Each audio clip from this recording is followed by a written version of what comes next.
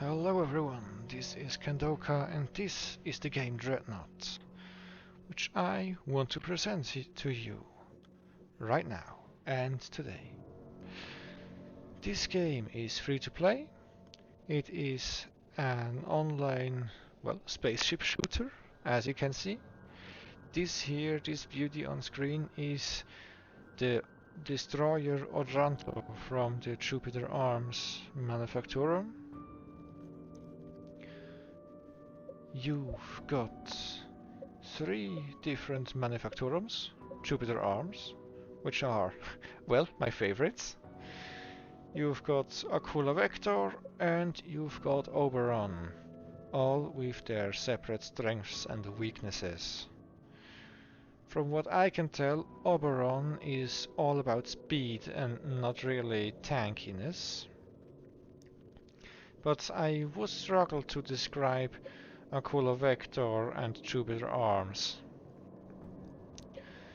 Aquila Vector seems to be heavily invested into very chunky, tanky destroyers and medium tanky dreadnoughts, and not the fastest corvettes, but well, I don't play corvettes, so I can't really tell. And definitely beefy healers, which are primarily there to heal. On the other hand, with Jupiter Arms you have pure damage dealer healers, checkable traits destroyers, and really tanky dreadnoughts. And there's also something which every ship has up its sleeve. It's called modules. Augusta got, well, not that many modules, it being just the destroyer you start with. You've got the Tempest missiles, torpedo salvo, autoguns, and the module reboot, and your secondary weapon. As higher you go, you will unlock more and more modules which you can get into your ship. These not only being destroyers, this being literally every single ship. Some of the ships really use this to their advantage, some do not really care about, like perhaps the destroyers of Jupiter Arms. They are just beefy as hell. But with modules, they are not only beefy as hell, they can pack a punch, and they can be even more beefier, like I prefer with the Armor Booster Pulse.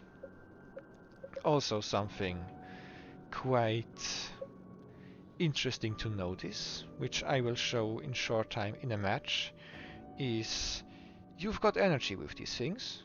Surely you've got energy, otherwise you won't be able to fly. No, not this kind of energy. You've got spare energy, which you can use on shields, which you can use on your weapons to amplify their damage, or to amplify your thrust your thrusters provide. And I'll talk about these in specific in just a few seconds. So, I'll see you in possibly a few seconds. This has been a few seconds for you, but actually about 5 minutes for me. Because Dreadnought got a quite small player base, and therefore for matchmaking you have to wait quite a bit of that. And that's also why I want to advertise for this game. I think this game's awesome, but well, it's horrible when you need to spend about 3 minutes for even an AI match to start. And, well, the game's still good. The AI is not an aimbot, but also not that stupid. So, it's quite a good way to go. And as you saw, I already used my energy. It's currently going up. I used it for a speed boost to get into an advantageous position very early. By the way, apologies to my German-speaking game. I couldn't figure out how to, well, turn it into English, but yeah, I hope this doesn't make the video too bad. Also apologies to my English, because I am no native speaker.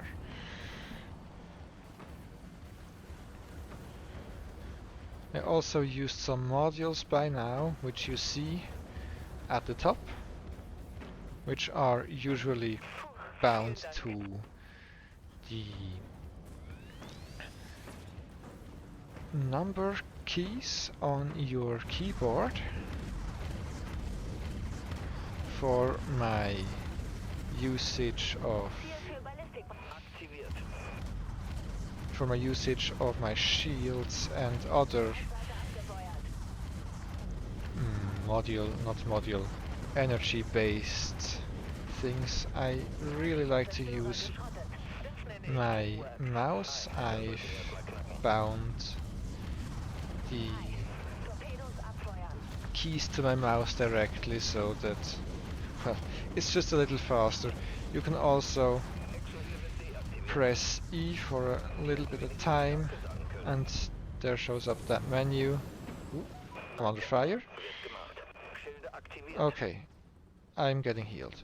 Very well. Yes, you can also do it with the E menu, and then you can just, well, move your crosshair to get to the right one. And also, if you press E short, it will cancel your, well, already used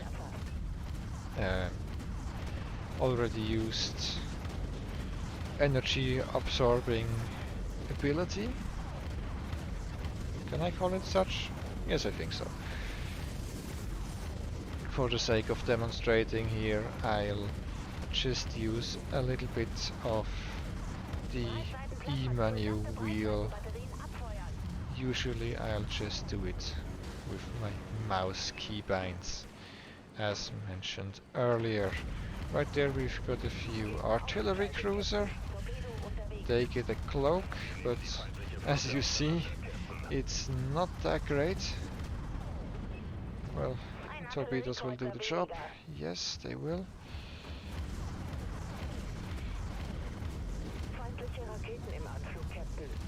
We've got enemy missiles inbound.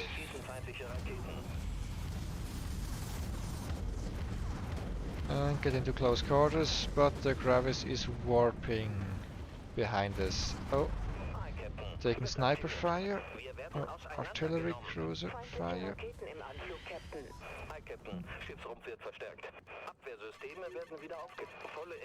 Ah, shit. I got the thruster jammer. That's not good. How did he miss me? Well, I'll at least get that one. Well, we traded. But yeah, as you've might seen already, I only switched to the weapon amplifier by accident. The others are much more useful in my opinion. I usually just use the shields and the speed boost for most other situations where you could think of using the weapon amplifier, it's not really worth it, because most of the time you will be able to dish out way more damage by just being alive than to just overload your weapons for a short period of time. And therefore I do prefer the shields over other modules.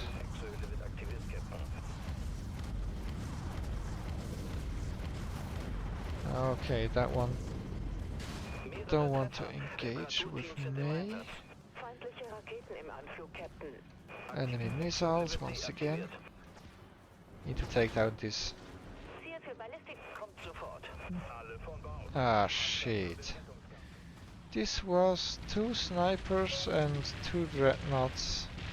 Yeah, I didn't stand much of a chance. The only time when I used amplifying weapons is when I do play artillery cruiser, because the artillery cruiser can actually one-hit these guys. Well, at least when you would hit something, not like me.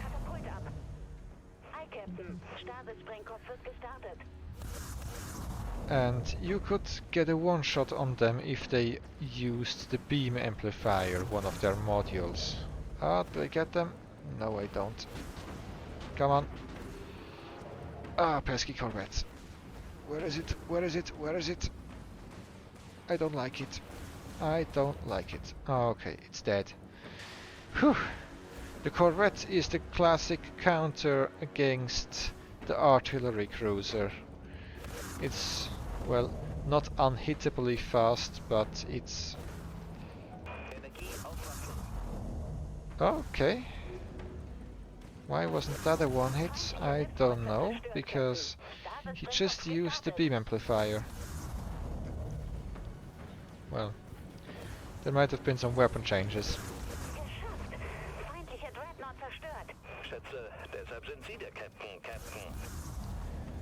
Very well. Sniper tools are also quite fun.